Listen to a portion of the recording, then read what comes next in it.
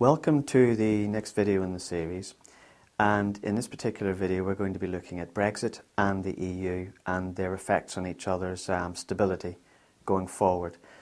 Now, Abraham Lincoln once had a very famous saying, and it said, "A house divided cannot stand." And this is such a basic concept and so true that when we apply it to today's markets, especially in countries, we can see that we have problems coming up in the future. Now, Brexit is really a breakaway of the United Kingdom from the European Union, because many British people felt that the European Union was on both a political and economic overstretch. And as such, the people of the United Kingdom decided, no, we want to go our own way, we want to negotiate our own trade deals, we want to control our own borders, we want to control our own laws, etc., etc. And these are all very fine principles because they're the principles that Western European civilization has been based on. Now, but when England breaks away, and it looks like it will break away, and secondly it'll break away without a deal, this does cause some inherent problems from the EU. And the bureaucrats in the EU, to cut a long story short, don't want a successful Brexit because it means the breakup of the EU in a longer term basis. So the power of the bureaucrats is diminished or wiped out. Now, I'll return to England in a second, but I want to digress partly into the EU, and it's very important here because the EU sees unity of purpose and unity of strategy and unity of currency, and unity basically as a bedrock of the existence of the EU, which is run by bureaucrats for the benefit of bureaucrats and for the benefit of major corporations within that organisation. Now, I'm not going to give any political ideas in that, but many nationalities within the EU are actually starting to be very disenchanted with the whole process. But besides that, what we're looking at the moment are two key countries within the EU, Spain and Italy, that have got terrible problems.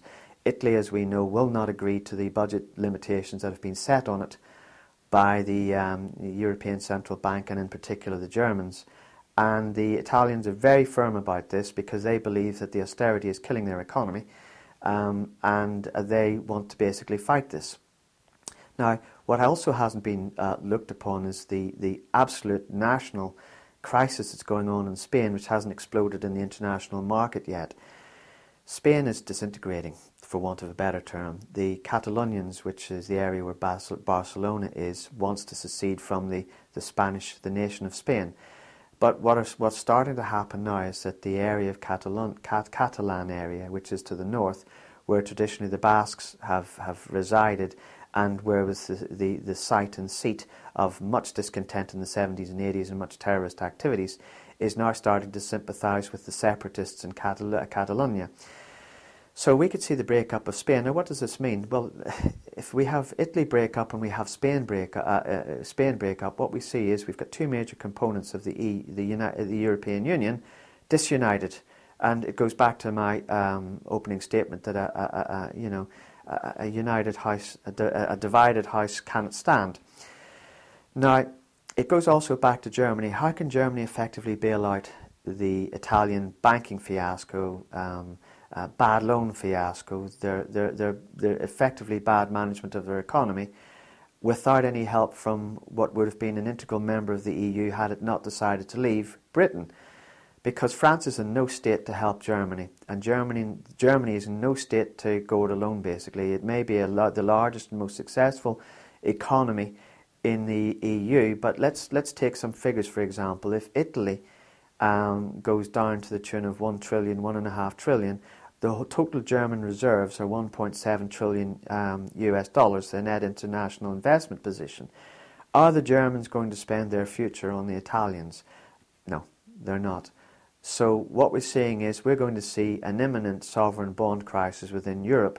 And what my thesis is that this might actually lead to the breakup of Europe before we even see a breakup of England with the European Union. Now, so I see a very unstable European Union. And what does this mean? Once the idea comes in that the European assets, and especially the sovereign bonds, are risky. And also holding euro currency is risky because we're seeing potentially a political breakup of the country. We're going to see a very, very rapid devaluation in the euro because it's going to lose its reserve currency status. So it wouldn't be beyond conception to see the euro tumble from the current levels of 113 down to below parity with the US dollar, and this would have disastrous inflationary, this would have disastrous consequences for the markets in the United States. So Europe, in a way, could completely derail the economic stability, what we see in the so-called Trump economy, which, in my opinion, is not very stable anyway because of underlying bond weaknesses and structural weaknesses within the economy that have yet to explode on the scene. And this goes back to my theory as well, that with the social and the political disintegration of Europe as a concept in the wings, we're going to see potentially a financial crisis starting to come out from Europe, which will spread with contagion across to the United States. Now, this isn't even potentially considering the problems that are starting to come out of China, and there's no place of rest. In the last 2008-2011 crisis, the worst the slack was taken up by the BRICS economies. Well, the BRICS economies are in a mess at the moment, so there's nowhere to hide as these dominoes fall. So you have to be very aware of bond debt, sovereign bond debt in particular of European economies, because they are going to affect US banks. Because banks throughout the world are holding massive amounts of sovereign bonds in their balance sheets according to the BIS, the Bank of International Standards rules and Basel rules that are supposed to be weighted riskless. Well, if the euro breaks up, a lot of those bonds are going to be worthless, which goes back to my original hypothesis through many of these videos. So from an investment point of view, I keep on hammering this idea of bonds. I mean, just recently, just in the last few days, we've seen yields go up on the high yield investment bonds simply because of what's been happening with GE. And there's starting to be a realization now that chasing risk with low yield with junk bonds is a recipe for disaster. And when the light bulb flicks on, there's going to be a bond massacre, in my view. So Brexit and the breakup of the European Union are definitely on the cards. It's just a matter of when, not if, and it's just like watching a slow train wreck in progress. So be wary of investments that have got a very great European leaning to them long term, because that is going to be potentially a problem to your portfolio. I will keep you posted what happens regarding the Brexit, Italexit, the Italy side of things, which looks very dangerous for investors. And we'll also do some videos on the current coming crisis that I see in China. So stay tuned, subscribe, and so when you subscribe you'll be alerted when new videos come out, and I look forward to seeing you in the next video. Thank you and bye.